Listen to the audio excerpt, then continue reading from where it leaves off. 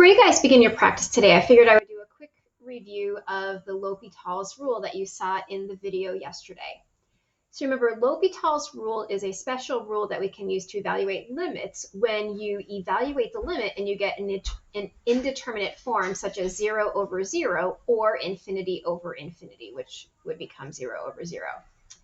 When you get these indeterminate forms, what you can do then is apply L'Hopital's rule, which tells you that the limit evaluated at that same value could be found by taking the derivative of the numerator, dividing it by the derivative of your denominator, and then evaluating your limit.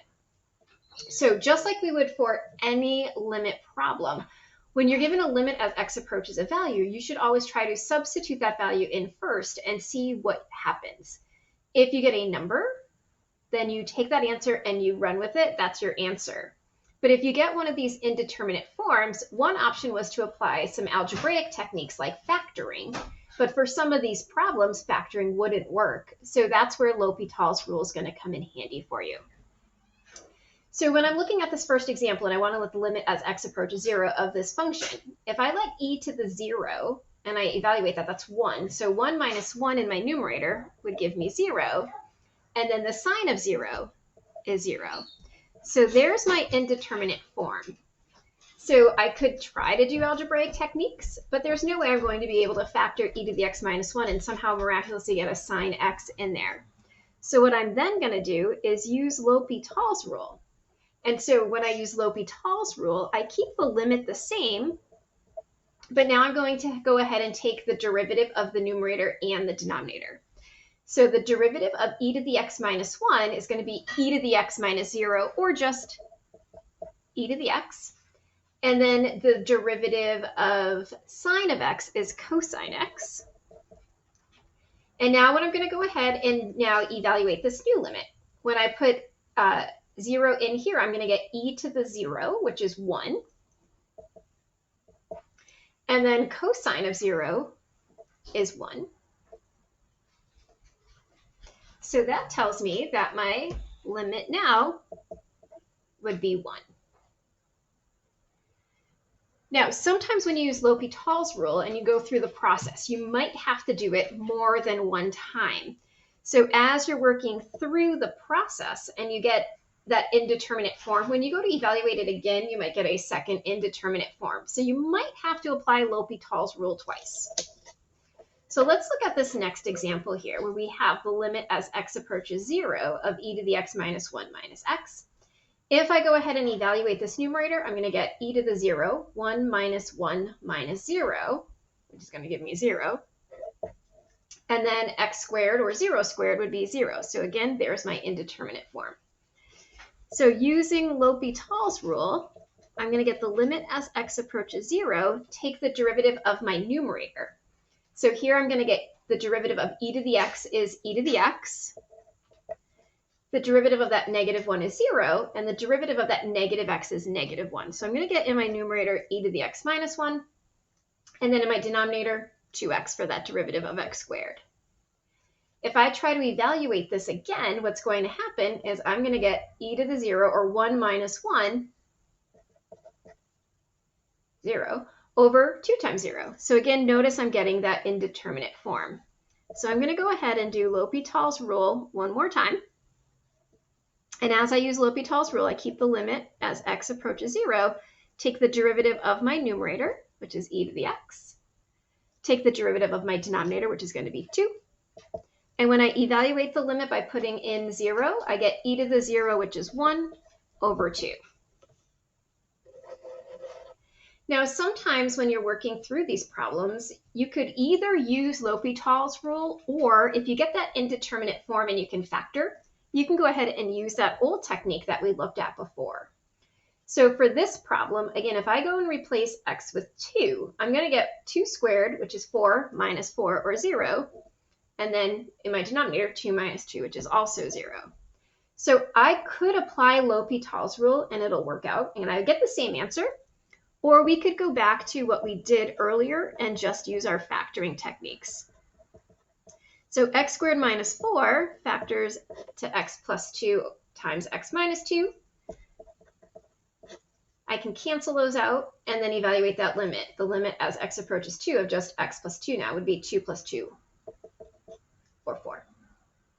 All right, so in each of these scenarios, we looked at that indeterminate form for 0 over 0. So let's look at a few examples where we get the limit as x approaches infinity. So when the limit as x approaches infinity, you're kind of really thinking about plugging in infinity, even though it's not really true. But if I take 2 times infinity and add 7, I'm getting just a bigger version of infinity. And if I take 3 times infinity squared and subtract 5, I'm still getting a bigger version of infinity. So this would be an indeterminate form using infinity over infinity. So when I want to evaluate this function, what we're going to go ahead and do is use L'Hopital's rule. And we're going to take the derivative of our numerator and the derivative of our denominator. Now, when we go ahead and try to evaluate this, we're going to get 2 divided by 6 times infinity, which that doesn't make sense, but we have a rule that if we have the limit as x approaches infinity of 1 over x, and here it's just multiplied by a constant, that equals 0. So if I take 2 and divide it by 6 times infinity, I'm really going to get the limit to be 0. All right, let's look at this other example here where we're letting the limit as x approach infinity of e to the 3x divided by 5x plus 200. Again, if I take e and raise it to 3 times some infinite power, that's going to be some really infinitely huge number. And then 5 times infinity plus 200 is, again, some crazy infinite number. So because I'm getting that indeterminate form, I'm going to go ahead and use L'Hopital's rule, using the limit as x approaches infinity. Taking the derivative of this guy, it would be e to the 3x times 3. Taking the derivative down there, it would be 5.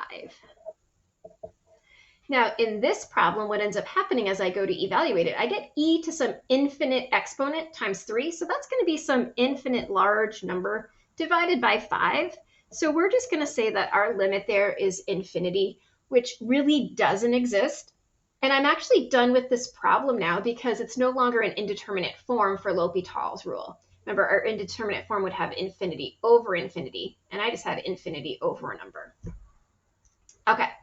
Before I have you guys go, I'm going to look at one more example, and then I'll let you guys go ahead and try some practice problems here. So again, for this problem, I have the limit as x approaches infinity. So here I have 3 plus the natural log of an infinitely large number. And the natural log of an infinitely large number is going to be some infinitely large number. So as it keeps going, this is eventually going to approach infinity. And then x squared plus 7 is also going to be approaching infinity. So again, there's my indeterminate form. So I'm going to use L'Hopital's rule, and I'm going to take the limit as x approaches infinity, and I'm going to take the derivative of the numerator and denominator there. Now we know that the derivative of the natural log of x is 1 over x. And then the derivative of x squared is 2x. Now, before I go ahead and try to evaluate this limit, I want to simplify this. So if I think about how this would simplify, I would keep my numerator and then multiply it by the reciprocal of my denominator. Think about it as keep, change, flip.